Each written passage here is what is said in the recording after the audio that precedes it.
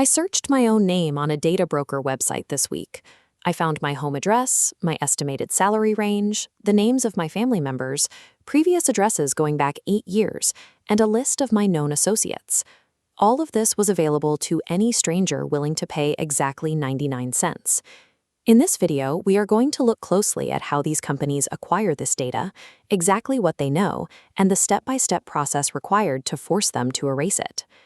Data brokers are companies that collect, aggregate, and resell personal information. They are not hackers, and they are not operating illegally. This diagram maps their supply chain. They pull from public records, property, voter, and court filings, and combine that with data from smartphone apps and online services. Over 4,000 data brokers operate in the U.S., largely without regulation, generating over $300 billion every year. Your identity is the raw material fueling this entire economic engine. To see what this looks like in practice, I audited my own digital footprint across 8 major data broker platforms. On the first site, the demographic foundation was entirely accurate. It listed my current address, my age, and correctly identified 3 family members.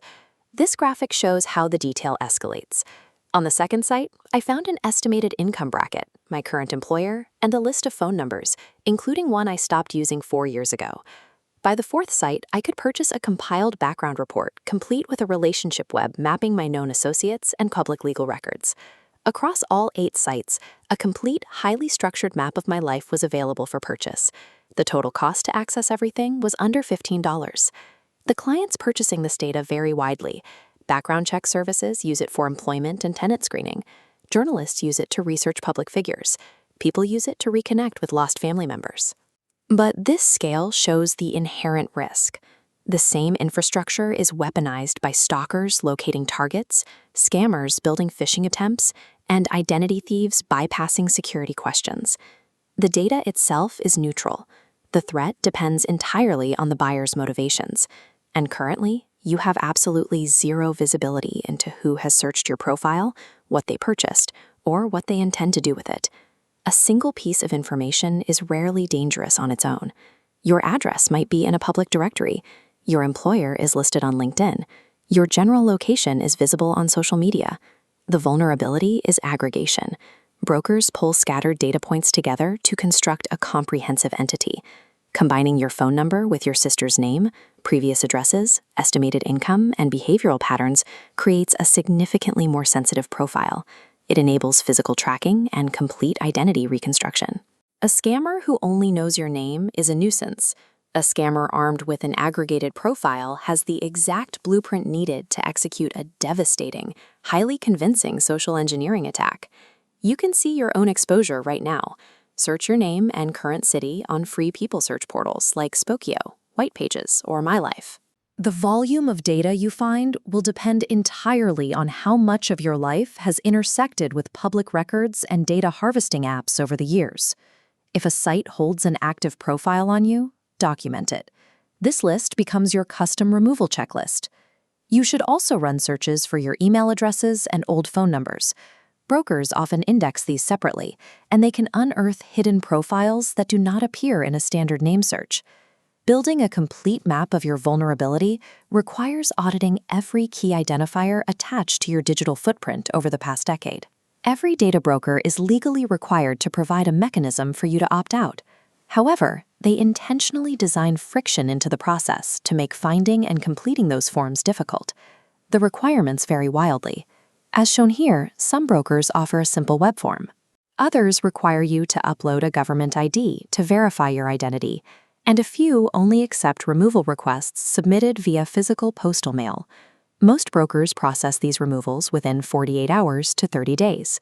You must check back after a month because some brokers will simply repopulate your profile the next time public records are updated. The manual removal process is free and effective, but a thorough first pass requires 4 to 6 hours of concentrated effort, and it literally must be repeated indefinitely.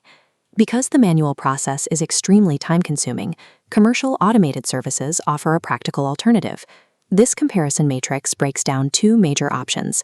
Incogni sends simultaneous mass removal requests to over 180 data brokers, automatically handling follow-ups when data is re-added. DeleteMe, operating since 2011, focuses on major people search sites. providing a curated quarterly PDF report showing what was removed. If you have a significant digital footprint, the scale of the broker ecosystem makes the financial cost of these subscriptions a practical trade-off to regain your time and privacy. Here is the exact 4-step plan to follow. Step 1 is documentation. Take screenshots of your baseline exposure before submitting any requests, so you have proof to compare against later. Step 2 is executing targeted manual opt-outs on the most visible, high-risk sites where you found profiles. If they resist, follow up with an email citing privacy laws. Step 3 is implementing an automated service to handle hundreds of background brokers that are too tedious to manage manually. Step 4 is setting a hard 90-day calendar reminder to recheck key sites. Data reaggregation is a permanent reality. New public records inevitably trigger new profiles. You cannot make yourself completely invisible, but this process systematically dismantles the comprehensive, purchasable version of your identity. Open a new tab right now and search your own name on Spokeo or Whitepages to see what is sitting out there. Public records are permanent, but by introducing friction and removing your aggregated data from these broker portals, you drastically reduce your attack surface. Next, we need to look at another critical digital vulnerability. In the next video, we will break down exactly what your internet service provider can still see about you, even when you are actively using a VPN.